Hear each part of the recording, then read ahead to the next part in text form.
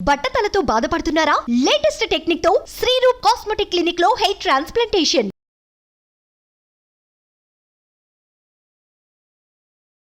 నమస్తే వ్యూస్. ఈ మధ్య కాలంలో మన ఇండియన్ గవర్నమెంట్ 156 మందుల్ని బ్యాన్ చేసింది. ఎందుకు బ్యాన్ చేసింది? ఎఫ్‌డీసీ ఫిక్స్డ్ డ్రగ్ కాంబినేషన్ అంటారు. ఇవన్నీ బ్యాన్ చేసింది. అంటే మనం ఇప్పుడు రెగ్యులర్‌గా ఎళ్లి మెడికల్ షాప్‌లో జ్వరానికో, దగ్గుకో, తలనొప్పికో టాబ్లెట్స్ తీసుకుంటాం గదా! అవి కూడా ఈ 156 మందుల్లో ఉన్నాయా? ఇవన్నీ మనం అడిగి తెలుసుకుందాం. టాప్ న్యూరో సర్జన్ రంగనాథన్ గారు ఇవాళ మనతో ఉన్నారు. నమస్తే సార్. నమస్తే. ఎందుకు బ్యాన్ చేశారు సార్ 156 రకాల మందుల్ని? అసలు ఎఫ్‌డీసీ అంటే ఏంటి? ఎఫ్‌డీసీ అంటే ఫిక్స్డ్ డ్రగ్ కాంబినేషన్. యాహ్! అది మనం దాని వివరాలు చెప్తే 2 లేదా 3 మందులు హ్మ్. అదే డోస్‌లో ఒక క్యాప్సూల్‌లోనో, ఒక టాబ్లెట్‌లో ఉంటే దాన్ని ఫిక్స్డ్ డ్రగ్ కాంబినేషన్ అంటారు. ఎప్పుడు 2016లో కూడా ఇది జరిగింది. హ్మ్. ఇప్పుడు ఈ సంవత్సరం ఏంటంటే ఒక 4 రోజుల క్రితం, 5 రోజుల క్రితం 156 మందుల్ని నిషేధించారు. అంతకుముందు 2016లో కూడా జరిగింది. హ్మ్. 2016లో అయితే ఏకంగానే 234. మీరు అడిగారు ఎందుకు ఇన్నాళ్ళ తర్వాత భారతదేశం దాన్ని బ్యాన్ చేశారు? అది ఇన్నాళ్ళు చేయకపోవడమే అది ఎందుకు అని మనం ఆలోచించాలి. హ్మ్.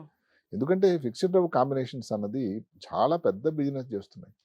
గత కొన్ని సంవత్సరాల్లో భారతదేశంలో చాలా విరివిగా తయారు చేస్తున్నారు. హ్మ్. పెద్ద పెద్ద బడా కంపెనీస్ అన్నీ కూడా ఇక్కడ సన్ కానీ హ్మ్. లేకపోతే ఈ టోరెంట్, డాక్టర్ రెడ్డి ల్యాబ్స్, హ్మ్. ఇంక ఇలాంటి పెద్ద పెద్ద కంపెనీలు, సిప్లా, వీళ్ళందరూ కూడా. దానికి కారణం ఏంటంటే 2 మందులు కూడా ఇచ్చినట్టయితే ఇబ్బంది తొందరగా తగ్గిపోతుంది. ఇప్పుడు ప్రజలకు టైం లేదు కదండి, హ్మ్. తొందరగా తగ్గిపోవాలి. హ్మ్. డాక్టర్ దగ్గరికి వెళ్తే పాతకాలంలో ఏదో సింపుల్గా పారాసిటమాల్ మందులు ఇస్తే వాళ్ళకి రుచించట్లా, ఇంకో డాక్టర్ దగ్గరికి వెళ్ళిపోతున్నారు. హ్మ్. సో అదే వీక్నెస్ని వీళ్ళు పట్టుకుని 2 మందులు ఇచ్చేస్తే అంటే అలాగే జరిగింది ఏమిటంటే ఇప్పుడు మనకు ఉదాహరణకు కొన్ని మందులు తీసుకోండి. హ్మ్. జ్వరం వచ్చింది, హ్మ్. జ్వరం కోసం తగ్గడానికి పారాసిటమాల్ వేసుకుంటాం. హ్మ్. పారాసిటమాల్తో కాంబినేషన్ ఈ మధ్యన నిమిషలైడ్ అని ఒక మందు వచ్చింది. హ్మ్. నిమిషలైడ్ కూడా అదే పని చేస్తుంది. అయితే ఏమిటి నిమిషలైడ్ తాలూకు పనితనం ఎంత? పారాసిటమాల్తో ఏదైతే జ్వరం తగ్గడానికి ఉపయోగపడేదంత, హ్మ్. ఏదైనా వాపు కానీ యాంటీ ఇన్ఫ్లమేటరీ ఎఫెక్ట్ ఏదైతే ఆస్పిరిన్కి ఎంత అయితే ఉంటుందో అంత, హ్మ్. అదే కాకుండా డైక్లోఫెనాక్ అని ఇస్తాం. డైక్లోఫెనాక్ నొప్పి కోసం, హ్మ్. ఆ నొప్పి తగ్గడానికి అంత. అయితే మరి రెండింటి ఇవ్వడంలో ఎంతవరకు సబబు ఆ కాంబినేషన్? ఎందుకంటే అమెరికా లాంటి దేశాల్లో ఈ ఫిక్స్డ్ డ్రగ్ కాంబినేషన్స్ అలౌడ్ లేదు. హుహు. ఆ, హ్మ్. అంటే దానివల్ల ఇప్పుడు మాటకి ఇదే తీసుకోండి, నిమిషలేడు పారాసిటమాల్, లివర్ చాలా డ్యామేజ్ అయిపోతుంది. ఇంకొకటి ఇప్పుడు డైక్లోఫెనాక్ అని ఉంది, అందరికీ తెలుసు, చాలా విరివిగా నొప్పి కోసం వాడేది అందరూ వవిరాన్ అని. హ్మ్. అంతా చాలా వాడుతూ ఉంటారు. హ్మ్. ఒక వవిరాన్తో సరిపోదు, వవిరానే పొట్టలో మంటలు ఇవన్నీ వస్తూ ఉంటాయి. హ్మ్. దానికి తోడు సెరాపెప్టిడేజ్ అని ఒకటి కల్పిస్తున్నారు ఈ మధ్య. అంటే పులి మీద బుట్టలాగా అది. హ్మ్. అంటే రెండు కలిపి ఏం చేస్తాయి? ఏదైతే పొట్ట లోపల మంట ఇలాంటివన్నీ ఇబ్బందులు ఎక్కువ అవుతాయి. ఎవరికైనా గ్యాస్ట్రిక్ అల్సర్ కానీ ఉండేటట్టు దాని నుంచి బ్లీడింగ్. అబ్బో! పోనీ అక్కడితో కాకుండా కొన్ని యాంటీబయాటిక్స్ ఉన్నాయి. హ్మ్. యాంటీబయాటిక్స్లో కూడా కాంబినేషన్ వచ్చాయి. ఇప్పుడు ప్రస్తుతానికి ఉన్న పరిస్థితుల్లో చాలా కామన్గా వాడే యాంటీబయాటిక్స్ ఏంటంటే క్వినోలిన్స్ అని ఉన్నాయి. హ్మ్. దానిలో సిప్రోఫ్లాక్సిన్, నార్ఫ్లాక్సిన్, నాఫ్లాక్సిన్, పీఫ్లాక్సిన్ ఉన్నాయి ఇలాంటి పేర్లు. హ్మ్. ఇప్పుడు మాటకు ముందు తీసుకుందాం మనం. ఏదైతే ఉందో ఈ సిప్రోఫ్లాక్సిన్ అని ఉంది. హ్మ్. చాలా ప్రశస్తమైన మందు.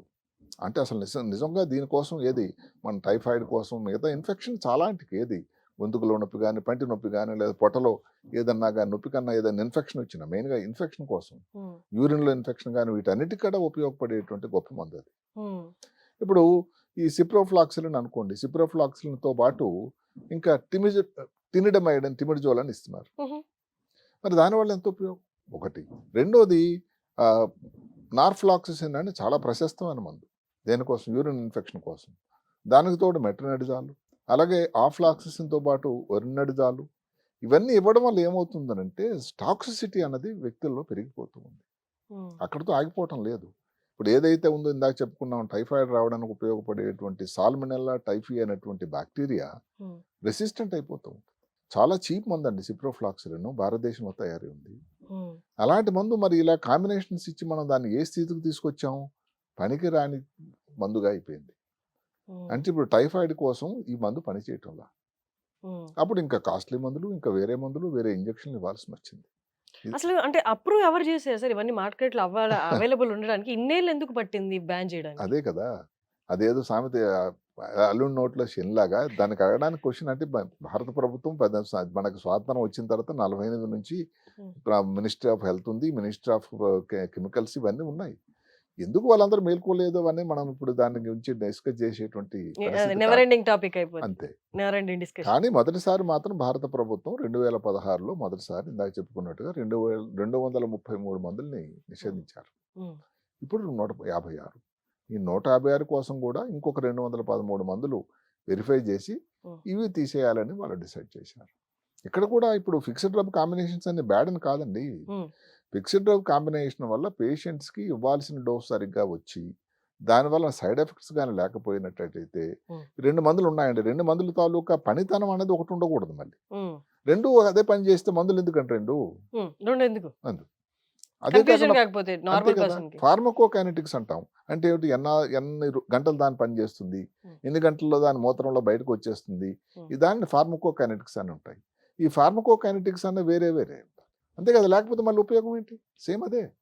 ఇప్పుడు అలాగే ప్రపంచ ఆరోగ్య సంస్థ కొన్ని మందులు ఎగ్జాంపుల్ చెప్పారు. ఉదాహరణకి మనం ఈ పార్కిన్సన్ వ్యాధి కోసం మందు ఇస్తాం.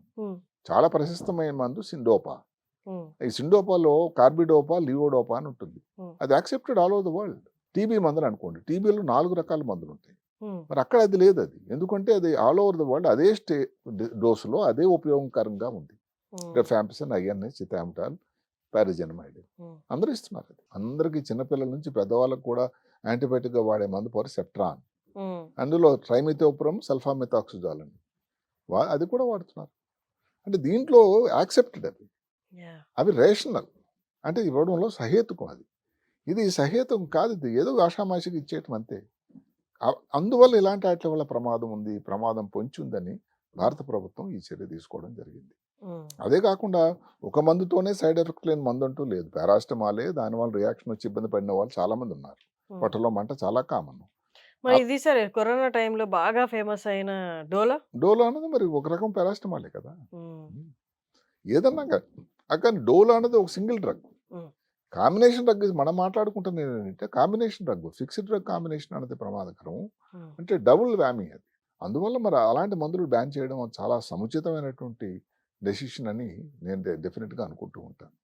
ఇప్పుడు ఇందాక చెప్పుకున్నట్టు అనుకోండి, ఇప్పుడు 2 ఇన్ఫెక్షన్ తగ్గడం అన్న దేవుడు అడుగుద్దు శుభ్రంగాను.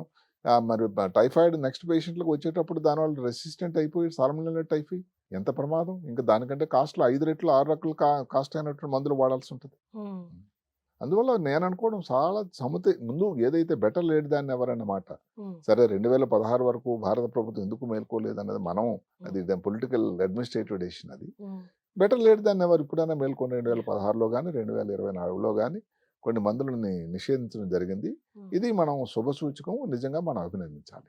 సార్ ఫ్యూచర్లో will there be a state like, అంటే ఆ డాక్టర్ దగ్గరికి వెళ్తే సేమ్ పవరే వేరే కంపెనీ మందమ్మా, ఇది అదే పని చేస్తుంది కానీ ఇది వేరే కంపెనీ మందమ్మా, ఇవేమీ లేకుండా గవర్నమెంట్ ఇన్ఫ్లుయెన్స్ తోటి ఏ డాక్టర్ దగ్గరికి వెళ్ళినా ఫలానా సిమ్టమ్స్కి ఇదే డ్రగ్, ఎక్కడికి వెళ్ళినా ఇదే డ్రగ్ అనే సిచ్యువేషన్ వస్తుందా అక్కడ ఫ్యూచర్? డ్రగ్ అన్నది మందు అదేనమ్మా. అందులో కాంబినేషన్ కానీ కంపెనీ ఎవరైతే తయారు చేస్తున్నారో అన్నది. ఇప్పుడు భారతదేశంలో ఇప్పుడు ఫార్మా హబ్ ప్రపంచంలోనే, ముఖ్యంగా హైదరాబాద్ నగరం చాలా పేరెన్నెక్కగలది కోవిడ్ రోజుల నుంచి కూడా. అంటే ఇన్ని కంపెనీలు, దానివల్ల ఇక్కడ నుంచి దానికి ఇంపోర్ట్స్ కానీ ఎక్స్పోర్ట్స్ కానీ చాలా చాలా ఉంది. భారతదేశానికి చాలా అది తీసుకొచ్చేటువంటి ఆర్థిక పరిస్థితి మెరుగవడానికి ఉపయోగపడేది. అంటే అన్ని కంపెనీలు తయారైనాయి, చిన్న చిన్న కంపెనీల నుంచి పెద్ద కంపెనీల వరకు ఎన్ని ఉన్నాయండి ఫార్మా కంపెనీస్. ఇప్పుడు అదే పారాస్టమాల్ అనుకోండి, అందరూ డోల్ అని రాయరు కదండి, ఇంకోళ్ళు క్రోసిన్ అన్నారు, ఇంకో పేరు ఉంటుంది. అది భారతదేశం అన్నది నిషేధించడానికి లేదు. అయితే ఏంటంటే ఈ పని కోసం ఇచ్చే మందు ఇంతే డోసు ఉండాలి సుమా అని వాళ్ళైతే చెప్పొచ్చు. మెయిన్గా ఫిక్స్డ్ కాంబినేషన్ కోసం ఈసారి వాళ్ళు ఇది కొరడా జల్పించారు. Okay, thank you sir, thank you so much. Right.